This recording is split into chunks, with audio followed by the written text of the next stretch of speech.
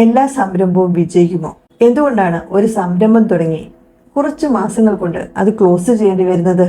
ഒരു സംരംഭം തുടങ്ങുന്നതിന് മുമ്പ് അത് വിജയിക്കുന്നതിനായി കുറച്ച് പ്ലാനിങ്ങുകളും പഠനങ്ങളും ആവശ്യമായിട്ടുണ്ട്. അവ എന്തൊക്കെയാണെന്ന് നോക്കാം. ഞാൻ ജോൺസി ജോസഫ്, സംരംഭകയും കണ്ടന്റ് റൈറ്ററും ബ്രാൻഡ് എക്സ്പേർട്ടുമാണ്.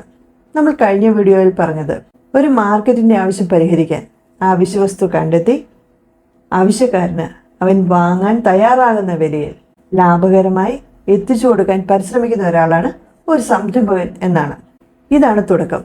ഒരു ഓൺട്രപ്രണർ ആകുന്ന അവസ്ഥ.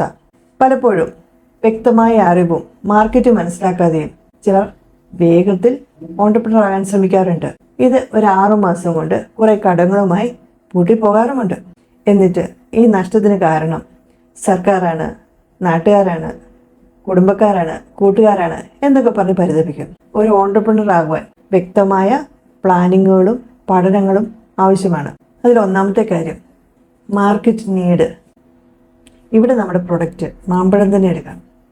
നമ്മുടെ മാമ്പഴം വാങ്ങാൻ ഈ മാർക്കറ്റിൽ എത്രമാത്രം ആളുകളുണ്ട്? നമ്മുടെ നാട്ടിലെ ഓൾമോസ്റ്റ് എല്ലാ ആളുകളും ഫ്രൂട്ട് കഴിക്കുന്നവരാണ്. അതിൽ കൂടുതൽ ആളുകൾക്കും ഇഷ്ടമുള്ളൊരു ഫ്രൂട്ടാണ് മാമ്പഴം. എത്ര കഴിച്ചാലും മടുപ്പ് തോന്നാത്ത വിധത്തിൽ പല രുചികളിൽ മാമ്പഴം നമുക്ക് കിട്ടും. അതുകൊണ്ട് തന്നെ മാമ്പഴത്തിൻ്റെ ആവശ്യക്കാർ ഏറെയാണ്.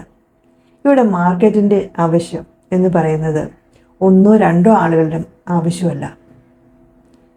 നമ്മുടെ നാട്ടിലെ എല്ലാവർക്കും മാമ്പഴം വേണം.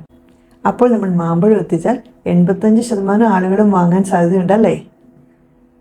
രണ്ടാമത്തെ കാര്യമാണ് പ്രൊഡക്റ്റ് സോഴ്സ്.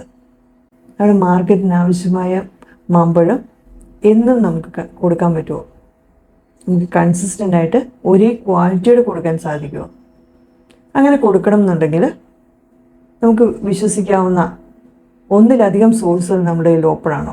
മാമ്പഴം ഇതിലും കുറഞ്ഞ വിലയിൽ മറ്റാരെങ്കിലും കൊടുക്കുമോ? അതുപോലെ തന്നെ ആളുകൾക്ക് നേരിട്ട് പോയി വളരെ എളുപ്പത്തിൽ വാങ്ങിക്കാൻ സാധിക്കുന്ന ഒരു സോഴ്സ് ഓപ്പൺ ആണോ? ഇത്തരം ചോദ്യങ്ങളുടെ സൊല്യൂഷൻ നിങ്ങളുടെ കയ്യിൽ സ്ട്രോങ് ആയിട്ടുണ്ട് എന്ന് ഉറപ്പുവരുത്തുക.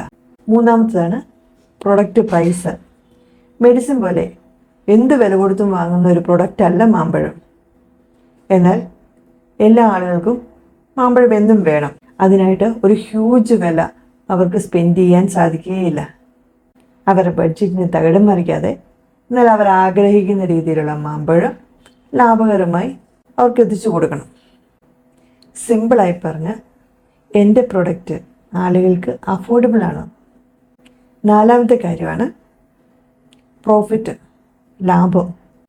നമ്മുടെ മാമ്പഴത്തിന് മാർക്കറ്റ് ഉണ്ടെന്ന് മനസ്സിലായി. അത് ലാഭകരമായി വിൽക്കാനും സാധിക്കുമെന്ന് മനസ്സിലായി. സാധാരണ ഒരു മാമ്പഴ കച്ചവടം തുടങ്ങാൻ ആലോചിക്കുമ്പോൾ കർണാടകയിൽ 1 കിലോയ്ക്ക് മാമ്പഴത്തിന് 40 രൂപയ്ക്ക് നമുക്ക് കിട്ടും. ട്രാൻസ്പോർട്ടേഷനും മറ്റ് എക്സ്പെൻസും എല്ലാം കൂടി ഒരു 40 രൂപയും കൂടി ചിലവാകുമെന്ന് വിചാരിക്കുക. നമ്മൾ 25% ലാഭവും കൂടെ കൂട്ടി 100 രൂപയ്ക്ക് വിൽക്കാമെന്ന് വിചാരിക്കുന്നു. അങ്ങനെ ഒരു ദിവസം 200 കിലോ മാമ്പഴം വിൽക്കുന്നു. 20,000 രൂപ നമുക്ക് കിട്ടുന്നു. 16,000 രൂപ എക്സ്പെൻസും 4,000 രൂപ ലാഭവും. നല്ല ബിസിനസ് മോഡലാണല്ലേ? ഇവിടെയാണ് പലരുടെയും കണക്കൂട്ടലുകൾ തെറ്റുന്നത്. ഇവിടെ നമ്മുടെ പ്രൊഡക്റ്റ് മാമ്പഴമാണ്.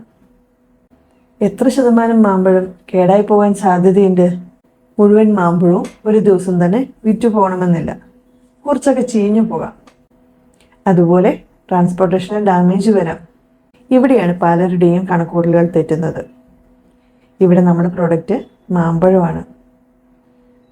ഒരു ദിവസം കൊണ്ട് നമ്മുടെ പ്രൊഡക്റ്റ് ഫുള്ളായി വിറ്റ് തരണമെന്നില്ല. അതിൽ കുറച്ച് ചീഞ്ഞു പോകാം. ട്രാൻസ്പോർട്ടേഷനിൽ ഡാമേജ് വരാം. ഇങ്ങനെ നഷ്ടം വരുന്ന കണക്കുകൾ പലപ്പോഴും ചിന്തിക്കാൻ മറന്നു പോകാറുണ്ട്.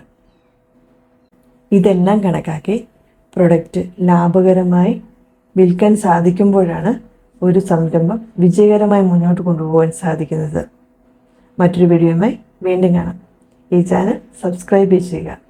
Thank you.